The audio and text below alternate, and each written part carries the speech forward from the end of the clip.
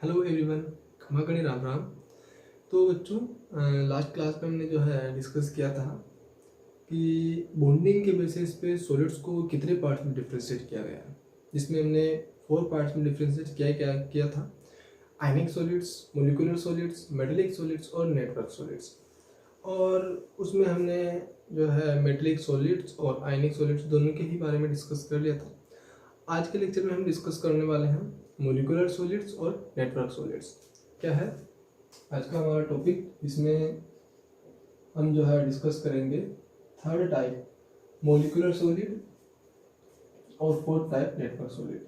क्या है मोलिकुलर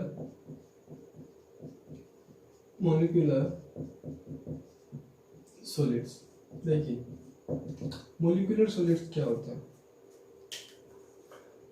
ऐसे सॉलिड्स जिसमें कांस्टेंट पार्टिकल्स क्या होंगे, मॉलिक्यूल्स होंगे, क्योंकि ये क्या हमारा एक मोलिकुलर सॉलिड है जिसमें कांस्टेंट पार्टिकल्स क्या होंगे, मॉलिक्यूल्स होंगे। मॉलिक्यूल्स जैसे कि जो एटम्स है, ये हाइड्रोजन है H2, हाइड्रोजन गैस है, Cl2, N2, CO2, ये सभी क्या है, मॉलिक्यूल्स है। HCl, हाँ, HF, ये सभी क्या है, मॉलिक्यूल्स है। लेकिन इन सभी मॉलिक्यूल्स में एक जो चीज है वो क्या है, डिफरेंट है। सारे के सारे क्या है, मॉलिक्यूल्स है, लेकिन ये जो मॉलिक्यूल्स हैं जैसे कि हमारे ये जो HCl और HF, ये सभी क्या है, दोनों क्या है, पोलर मॉलिक्यूल्स हैं। सही है।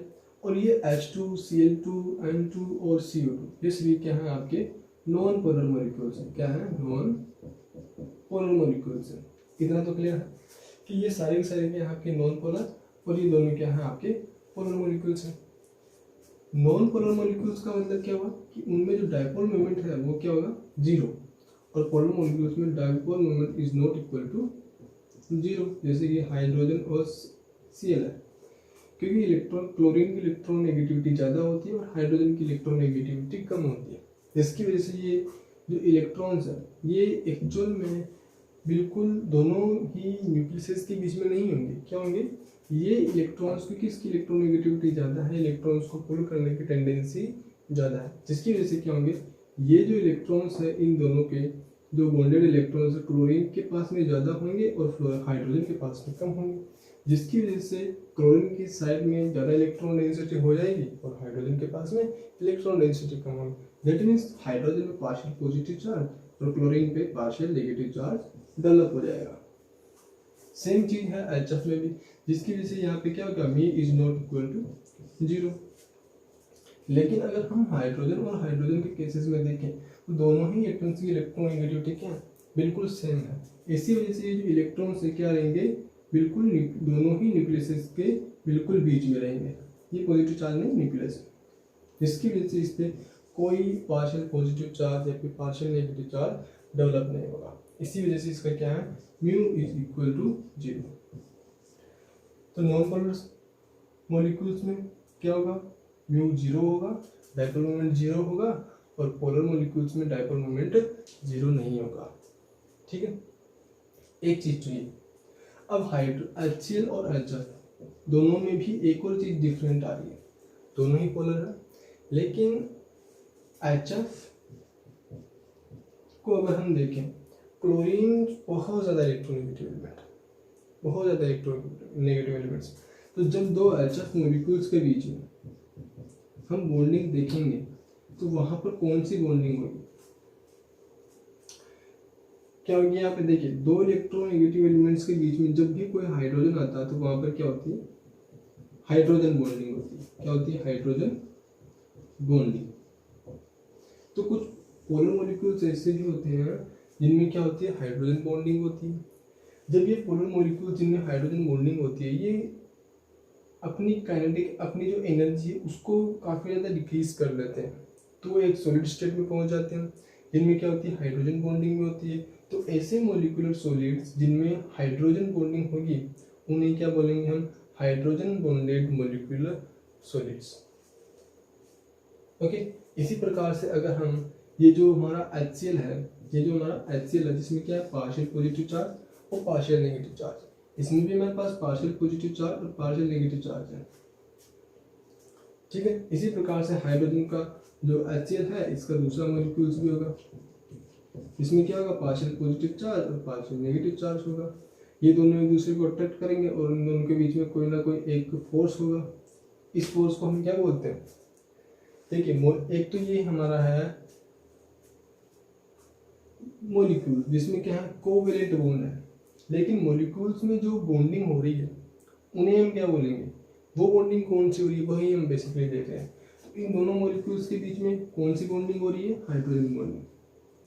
और इन दोनों मॉलिक्यूल्स के बीच में कौन सी बॉन्डिंग हो रही है, ये है आपकी जो है डाइपोल डाइपोल इंटरेक्शन। क्या है ये, डाइपोल डाइपोल इंटरेक्शन। इन सभी के बारे में भी डिस्कस करेंगे। और जो नॉन पोलर मॉलिक्यूल्स है, ठीक, क्योंकि इसके अंदर कोई जो है डाइपोल जनरेट नहीं हो रहा है, तो ये एक दूसरे को कैसे अट्रैक्ट करेंगे, है ना। इन दोनों के बीच में जो बॉन्डिंग होती है उसको हम क्या बोलते हैं, लंडन डिस्पर्जन फोर्स। क्या बोलते हैं, लंडन डिस्पर्जन फोर्स। अब देखिए ये सारे के सारे 3 टाइप के हमने फोर्स देख लिए, मॉलिक्यूल्स में 3 टाइप के हमने फोर्स देख लिए, London dispersion force, hydrogen bonding और डाइपोल डाइपोल इंटरेक्शन। इन्हीं अलग अलग बॉन्डिंग के बेसिस पे मॉलिक्यूलर सॉलिड्स को फर्दर 3 पार्ट्स में डिफरेंशिएट किया गया है। सबसे पहला है हमारा non polar molecular solids, non polar molecular solids. Second है हमारा polar molecular solids, polar molecular solids. और थर्ड है हमारा hydrogen hydrogen bonded molecular solid.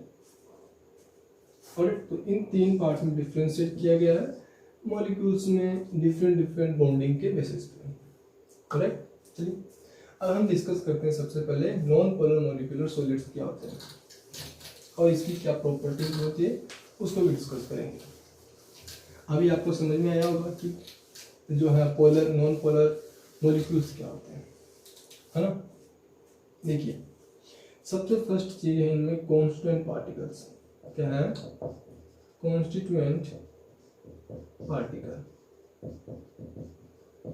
किसमें, molecular solid, non polar molecular solids में क्या होंगे। देखिए मॉलिक्यूल तो है ही से, हमारे पास मॉलिक्यूल तो है ही से, साथ में क्या वो मॉलिक्यूल कौन सा होगा, क्या वो मॉलिक्यूल पोलर होगा, क्या वो मॉलिक्यूल हाइड्रोजन बॉन्डेड होगा, क्या मॉलिक्यूल्स में हाइड्रोजन बॉन्डिंग होगी, या फिर वो मॉलिक्यूल हमारा नॉन पोलर मॉलिक्यूल्स होगा। तो क्या होगा ये हमारा नॉन पोलर मॉलिक्यूल्स में, non polar molecules molecular solids में हमारा कांस्टेंट पार्टिकल्स होगा non polar molecule, non polar molecule. Bonding, देखिए बॉन्डिंग क्या होती है, ओके।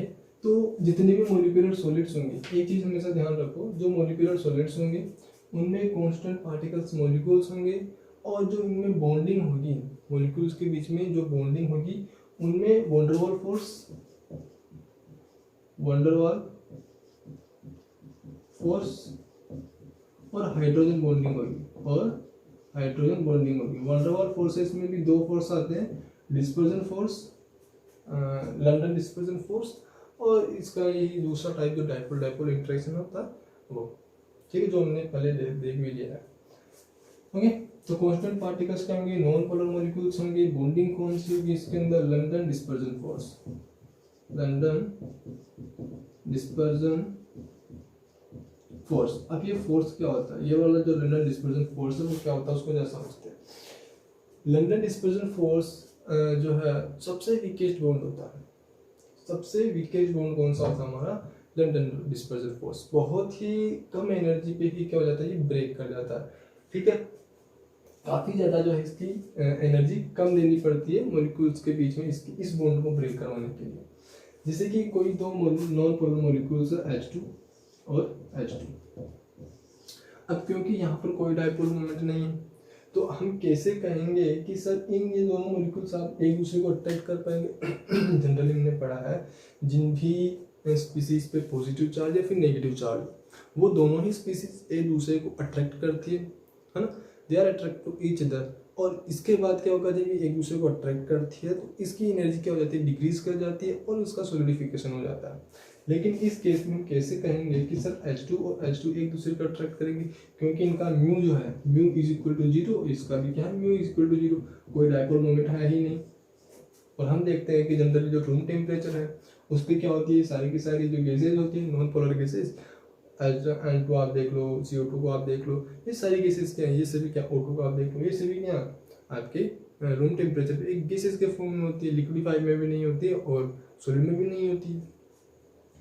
तो कैसे कहेंगे, देखिए होता क्या है कि H2 के पास भी क्या इलेक्ट्रॉन्स है काफी सारे, है ना, और इसके पास भी क्या हमारे पास इलेक्ट्रॉन्स है, मान लीजिए, ठीक है, इसके पास भी 2 इलेक्ट्रॉन्स है और इसके पास भी क्या है 2 इलेक्ट्रॉन्स है।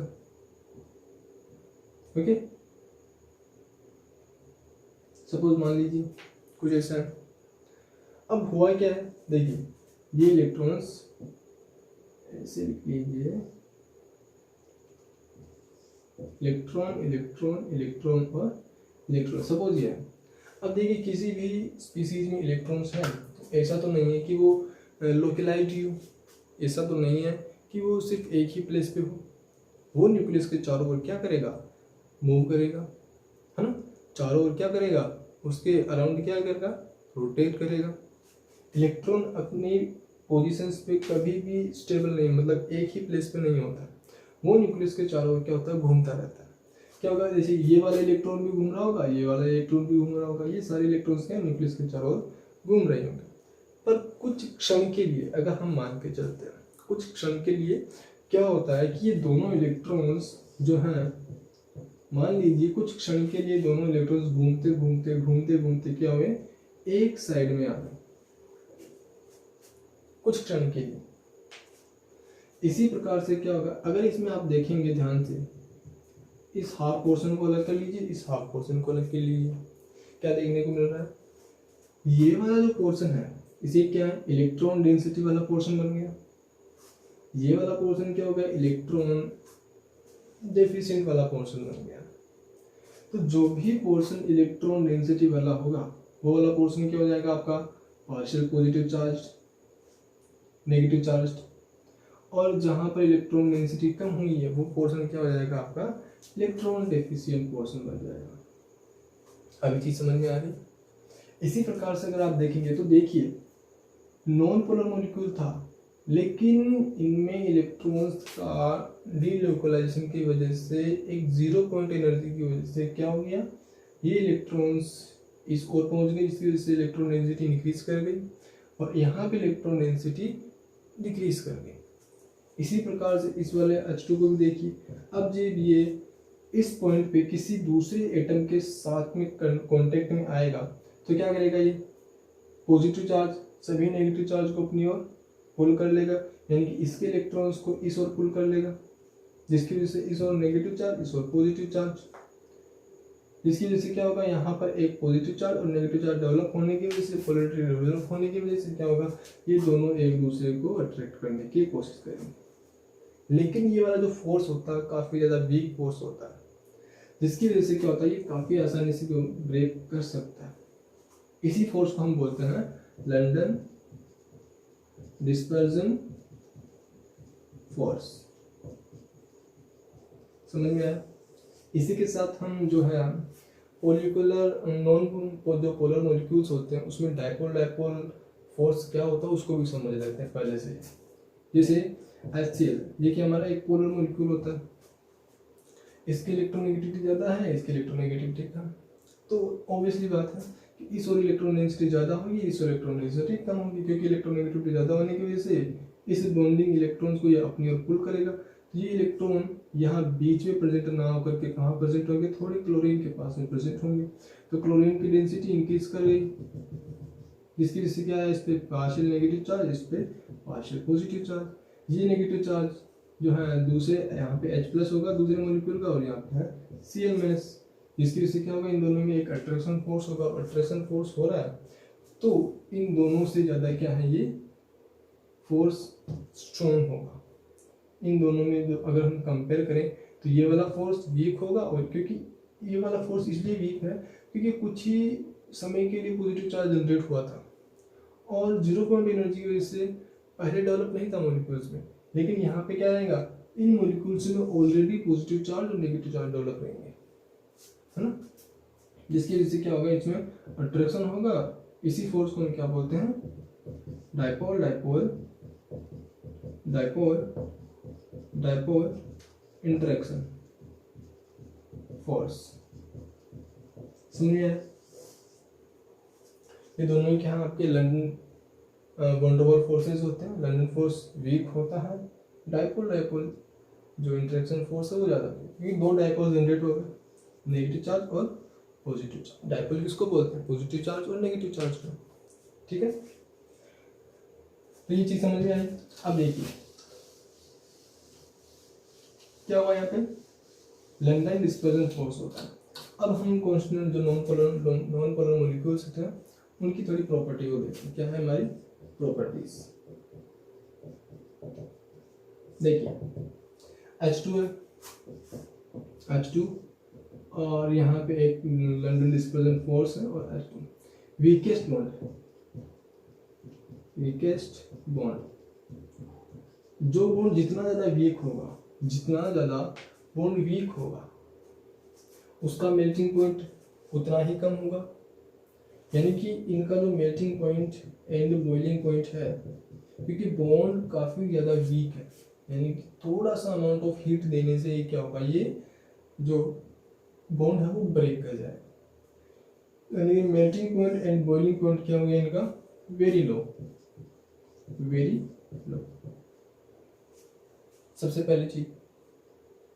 अभी की हम कंडक्टिविटी देखें, कंडक्टिविटी बताइए क्या होगा, क्या ये जो है इंसुलेटर्स होंगे, क्या ये आपके जो है कंडक्टर्स होंगे, गुड कंडक्टर्स होंगे, या फिर सेमी कंडक्टर्स होंगे।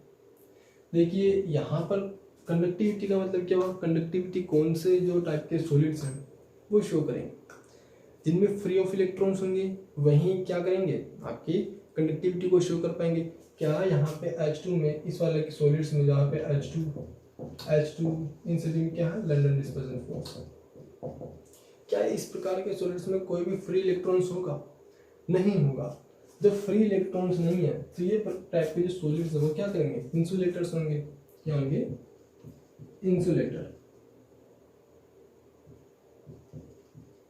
मतलब क्या होंगे, ये इंसुलेटर्स होंगे, यानी कि इलेक्ट्रिसिटी को कंडक्ट नहीं कर पाएंगे। ओके, ये फर्स्ट पॉइंट। सेकंड पॉइंट, और इसकी जो थर्ड प्रॉपर्टी है वो क्या है, physical state at room temperature. Physical state at room temperature. बताइए क्या होगा, क्या ये रूम टेम्परेचर पे, रूम टेम्परेचर कौन कितना होता है, अराउंड 25 डिग्री सेंटीग्रेड। कितना हमारा 25 डिग्री सेंटीग्रेड, ये हमारा क्या एक नॉर्मल रूम टेम्परेचर होता है। क्या इस रूम टेम्परेचर पे ये जो गैसेज होती हैं, ये जो सॉलिड्स होते हैं, क्या ये सॉलिड्स में प्रेजेंट होंगे, नहीं होंगे। हाइड्रोजन गैसेज, O2 गैसेज, आपके CO2 गैसेज, ये सभी क्या होती है, एक गैसेज फॉर्म में होती है, सॉलिड फॉर्म में नहीं होती है। तो जितने भी, क्योंकि बॉन्ड काफ़ी ज़्यादा वीक होता है और ये टेम्परेचर अपने आप में अगर देखा जाए तो इन सॉलिड्स के लिए काफ़ी ज़्यादा टेम्परेचर हो जाता है। इस टेम्परेचर पे तो ये लिक्विड में भी नहीं कन्वर्ट होती है। 0 डिग्री यानी कि माइनस, अगर हम टेम्परेचर को 0 डिग्री सेंटीग्रेड से भी ज़्यादा डिक्रीज करवा दें तो भी इसका जो है लिक्विडिफिकेशन इतना आसानी से नहीं हो पाता है। समझ में आ रही है। तो ये 25 डिग्री सेंटीग्रेड टेम्परेचर तो अपने आप में काफ़ी ज़्यादा टेम्परेचर हो जाता है, जिसमें इन मॉलिक्यूल्स की एनर्जी बहुत ज़्यादा होती है। ठीक है, ये किस में कन्वर्ट होंगे, जो है physical state at room temperature क्या होंगे बच्चों, मे बी लिक्विड और gas, gas and may be liquid. Right, generally आपको यही देखने को मिलता है। ओके, उसके बाद इसका जो फोर्थ पॉइंट है वो क्या है आपके,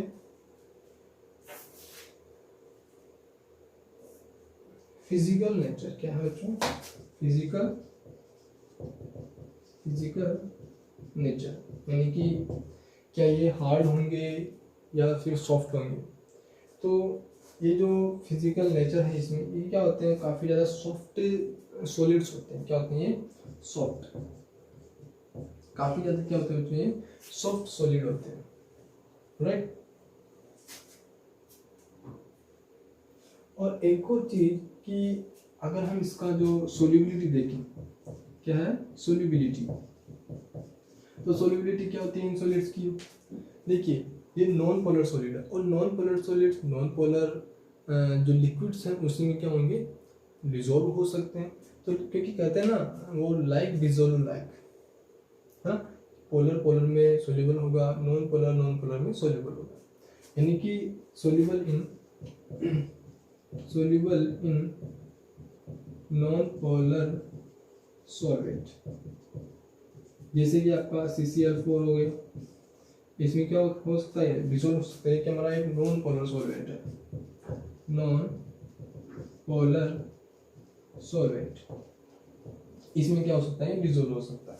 कौन से सॉलिड, हमारे non polar molecular solids can be dissolve in CCl4, right. तो ये इसकी है नॉन मॉलिक्यूलर सॉलिड्स की कुछ प्रॉपर्टीज, ठीक है।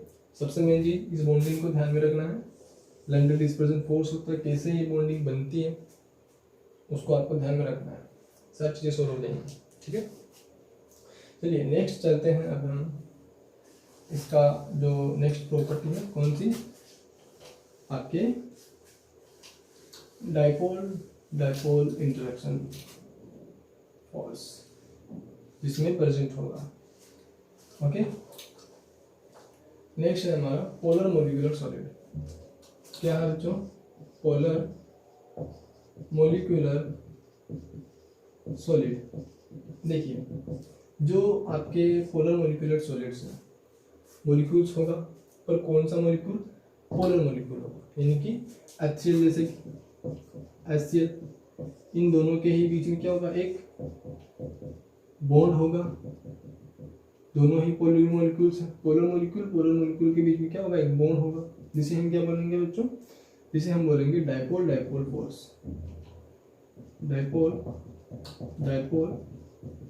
Dipole interaction. ऑलराइट, बना कैसे है हमने डिस्कस कर लिया इसके बारे में। देखिए कौन सा फोर्स है ये, कांस्टेंट पार्टिकल्स में क्या होंगे, इसमें पोलर मॉलिक्यूल्स बॉन्डिंग क्या होगी बच्चों, इसमें आपकी बॉन्डिंग होगी dipole interaction, dipole interaction, right. और इसमें जो मेल्टिंग पॉइंट्स है, क्योंकि ये वाला बॉन्ड थोड़ा सा क्या होता है आपके स्ट्रॉन्ग होता है, किसके कंपेयर में, उसके कंपेयर में, ठीक है।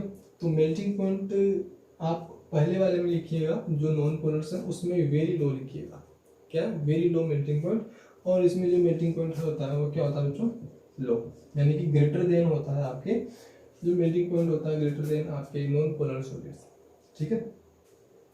इसी प्रकार से आपके जो है कंडक्टिविटी, आपका अगर वाटर लिया जाए H2O, ये भी क्या आपका एक पोलर मॉलिक्यूल ही होता है ना, पोलर मॉलिक्यूल ही होता है।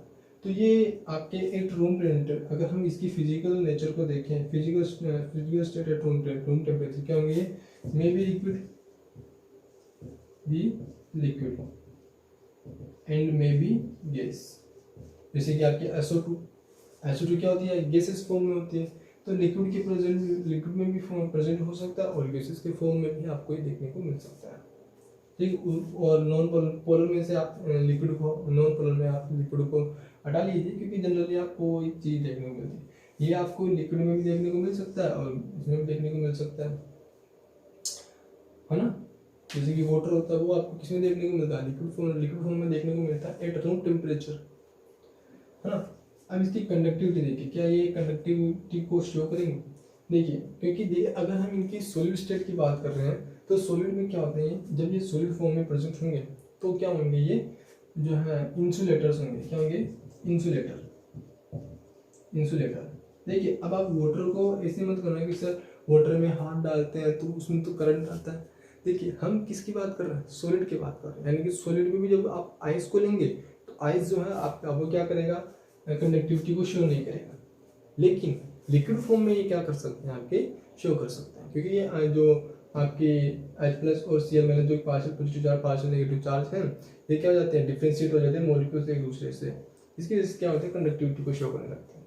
ठीक है, तो यहाँ पर देखिए, यहाँ पर क्या हो रहा है, आपके इंसुलेटर्स हैं, क्योंकि ये फ्री नहीं है, फ्री ऑफ इलेक्ट्रॉन्स इसमें भी नहीं है। ठीक है, आपका मेल्टिंग पॉइंट हो गया, कंडक्टिविटी हो गई, फिजिकल स्टेट हो गई, और फिजिकल नेचर ये भी क्या होते हैं, आपके सॉफ्ट होते हैं, सॉफ्ट लिक्विड। ठीक है, और सोल्युबिलिटी क्या होती है, नॉन पोलर में जो पोलर मॉलिक्यूल्स हैं इसमें सोल्युबल होंगे, soluble in polar solvent,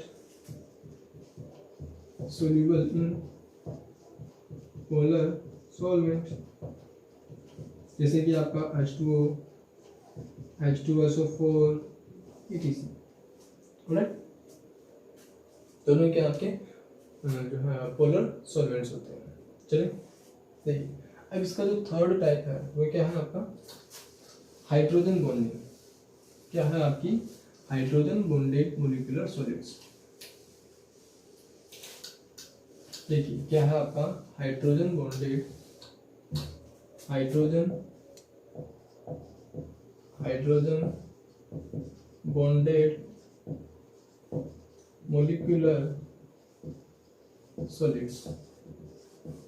correct, क्या, हाइड्रोजन बॉन्डेड मोलिकुलर सॉलिड्स, यानी कि ऐसे मोलिक्यूल्स जिसमें क्या होंगे, हाइड्रोजन बॉन्डिंग होगी, जैसे कि HF and HF। Hydrogen bonding कब होती है, हाइड्रोजन बॉन्डिंग तब होती है जब मोर इलेक्ट्रोनेगेटिव एलिमेंट्स के बीच में, जैसे कि नाइट्रोजन, ऑक्सीजन और फ्लोरीन, है ना, नाइट्रोजन, ऑक्सीजन और फ्लोरीन, इन तीनों ही इलेक्ट्रोनेगेटिव एलिमेंट्स के बीच में बॉन्डिंग के दौरान मॉलिक्यूल्स में क्या होता है, जब हाइड्रोजन इनके बीच में आ जाता है, जैसे कि ऑक्सीजन और जैसे कि H2O है ना, इसका स्ट्रक्चर क्या होता है, ऑक्सीजन, हाइड्रोजन और हाइड्रोजन।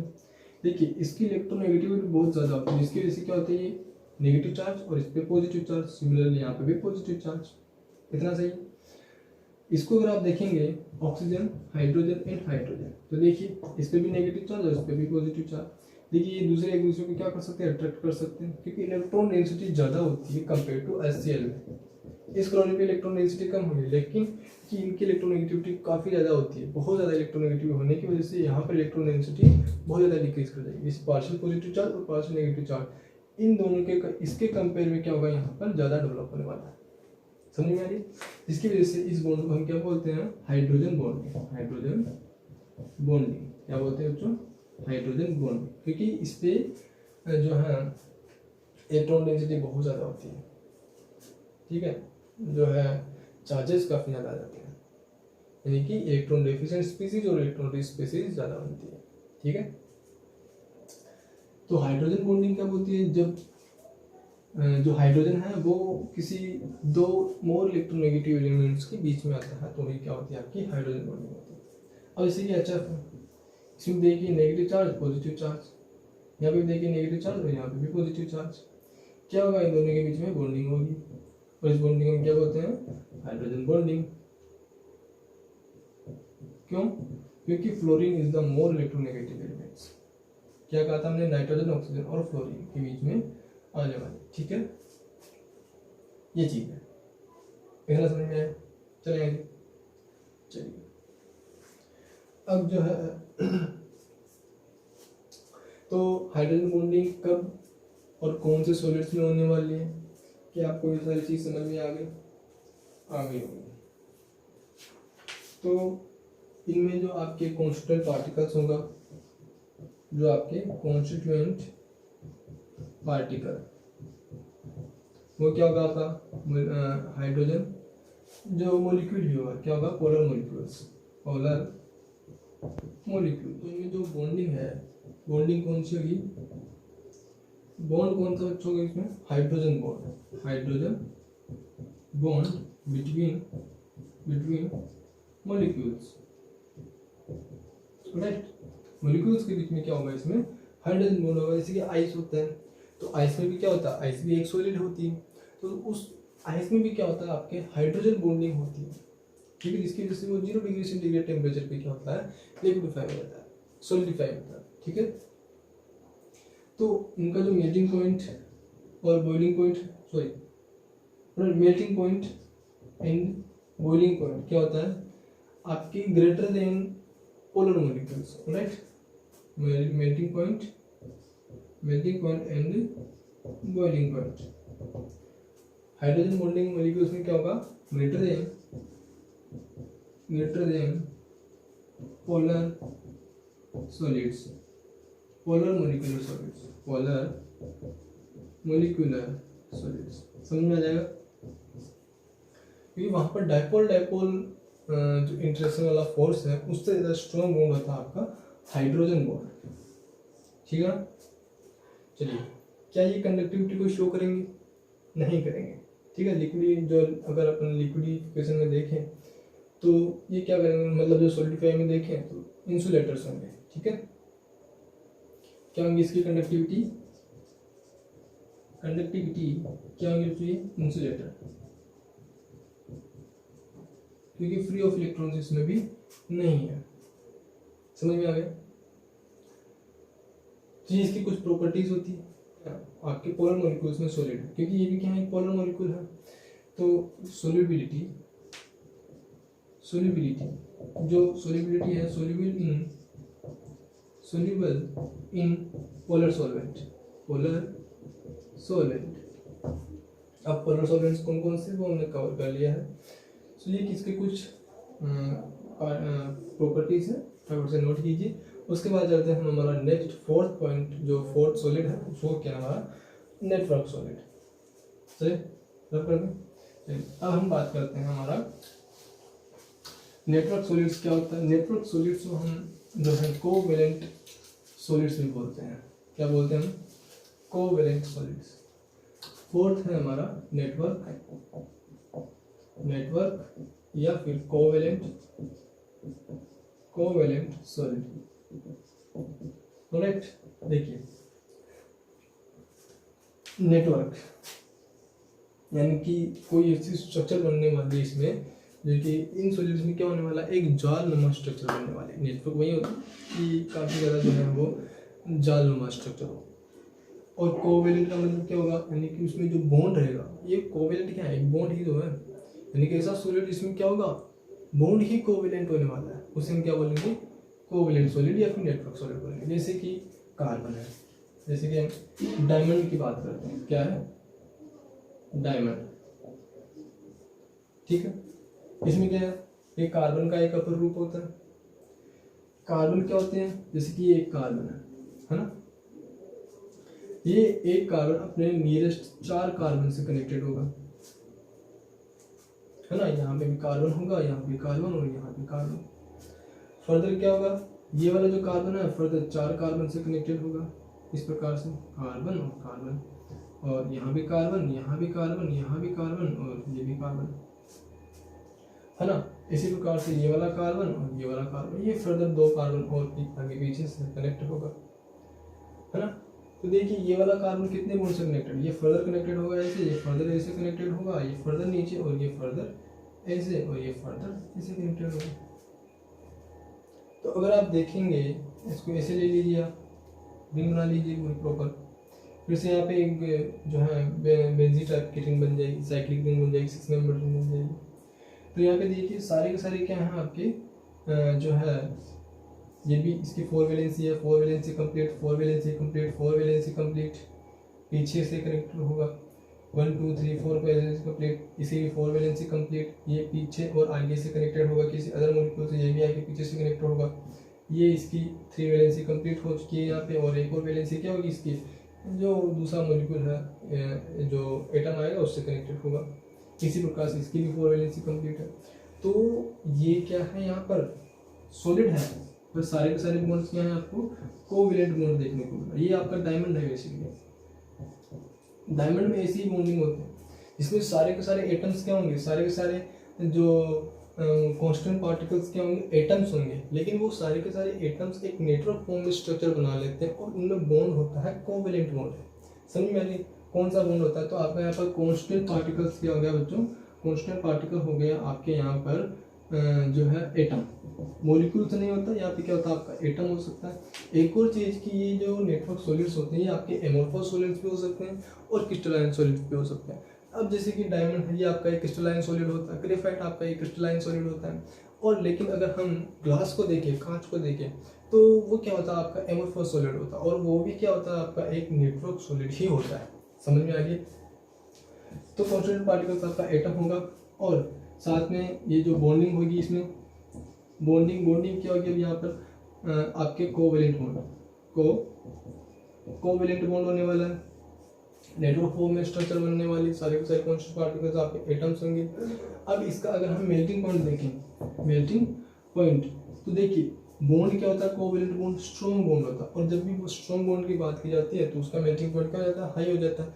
इसकी जो स्ट्रेंथ है वो लेस देन आयनिक सॉलिड्स है, लेकिन सब बहुत ज़्यादा जो है इसकी स्ट्रेंथ होती है, यानी कि वो स्ट्रॉन्ग होता है, जिसकी वजह से मेल्टिंग पॉइंट क्या होगा इसका, हाई।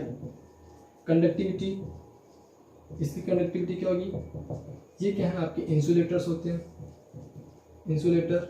लेकिन ग्रेफाइट जो होता है आपका क्या होता है, कंडक्टिविटी शो करता है, क्योंकि इसमें फ्री ऑफ इलेक्ट्रॉन्स प्रेजेंट होते हैं। उसकी स्ट्रक्चर कभी किसी और लेक्चर में हम डिस्कस करेंगे, ठीक है। तो ग्रेफाइट इसका एक्सेप्शन होता है, वो आपकी अपनी बुक में ले लीजिए, ठीक है। तो कंडक्टिविटी क्या होती है आपकी, ये जो है इंसुलेटर्स होते हैं, यानी कि फ्री ऑफ इलेक्ट्रॉन्स नहीं होता, क्योंकि कार्बन 4 वैलेंसीज बना रहा है और 4 ही इसमें इलेक्ट्रॉन्स होते हैं, यानी कि वैलेंस इलेक्ट्रॉन्स 4 ही होते हैं, फ्री ऑफ इलेक्ट्रॉन्स ही नहीं है, तो कैसे फिर कंडक्टिविटी को शो करेगा, है ना। अगर हम इसकी जो फिजिकल प्रॉपर्टी है, फिजिकल स्टेट, तो फिजिकल स्टेट क्या होगी इसकी, क्या ये रूम टेम्परेचर पे सॉलिड में होगा, तो बिल्कुल ये किस में होता है, हमारे सॉलिड में होता है, ठीक है। क्या आपको ग्रेफाइट तो आपने देखा, अगर नहीं भी देखा तो आपके पास पेंसिल होती है, पेंसिल में जिस चीज़ से आप लिखते हो जो ब्लैक कलर का आपको दिखता है नुक्का, वो क्या होता है आपका ग्रेफाइट होता है, ठीक है। तो फिजिकल स्टेट में क्या होता है, ये सॉलिडिफाइड होते हैं। जो आपने डायमंड्स वगैरह देखे तो नहीं होंगे, लेकिन आपने मूवीज वगैरह में काफ़ी देखे होंगे, है ना। तो फिजिकल स्टेट क्या होती है, इनकी सॉलिड्स होती है। और solubility in H2 in water क्या होते हैं, ये सोल्यूबल होते हैं, सोल्यूबल, ठीक है। जैसे कि आपका सॉरी ये जो होते हैं आपके लिक्विड्स में जो है होते हैं आपके अनसोल्यूबल होते हैं, नॉट सोल्यूबल क्या होते हैं बच्चे, अनसोल्यूबल होते हैं, सोल्यूबल। यार डायमंड है, डायमंड का पानी में डाल दीजिए, क्या वो सोल्यूबल हो जाएगा, नहीं होगा, है ना। ग्रेफाइट को आप पानी में डाल दीजिए, नहीं होगा। ग्रेफाइट को आप एज ए जो है इलेक्ट्रोड्स की तरह तो यूज़ करते हैं ना, क्या वो किसी पोलर सॉल्वेंट में डालने पे वो हो जाता है, क्या नहीं होता है, लिक्विफाई नहीं होता, उसमें सोल्यूबल नहीं होता है, तभी तो हम उसको यूज़ करते हैं एज ए इलेक्ट्रोड के फॉर्म में। और वो इलेक्ट्रॉन्स को भी क्या कर सकता है, जो है कंडक्टिविटी शो कर सकता है, कौन, ग्रेफाइट इसका एक्सेप्शन है, वैसे कंडक्टिविटी शो नहीं करता है, ठीक है। तो ये इसकी कुछ प्रॉपर्टीज लिख लीजिए। और हार्ड होते हैं, ब्रिटल होते हैं, क्या होते हैं, हार्ड एंड ब्रिटल। क्यों होते हैं, क्योंकि बॉन्ड स्ट्रॉन्ग होता है, स्ट्रॉन्ग बॉन्ड होता है जिसकी वजह से क्या जाते हैं, हार्ड हो जाते हैं, और थोड़ा सा अगर हम चोट मारेंगे तो ये बिखर जाएगा, ठीक है। मेलिएबल सिर्फ और सिर्फ कौन से होते हैं आपके, जो मेटेलिक सॉलिड्स होते हैं वही मेलिएबल होते हैं, बाकी सभी सॉलिड्स क्या होते हैं, ब्रिटल सॉलिड्स होते हैं, ठीक है। सो आई होप कि सारी चीज़ें आपको समझ में आएंगी, मॉलिक्यूलर सॉलिड्स क्या होते हैं उसके सारे टाइप्स आपको समझ में आए होंगे, और जो नेटवर्क सॉलिड्स होता है वो भी आपको समझ में आएगा। सो टाइप्स ऑफ सॉलिड बॉन्डिंग के बेसिस पे ख़त्म होता है हमारा लेक्चर। तो मिलेंगे नेक्स्ट क्लास में, तब तक के लिए thank you so much for watching this video. और हाँ, जय किसान, जय भारत, वंदे मातरम।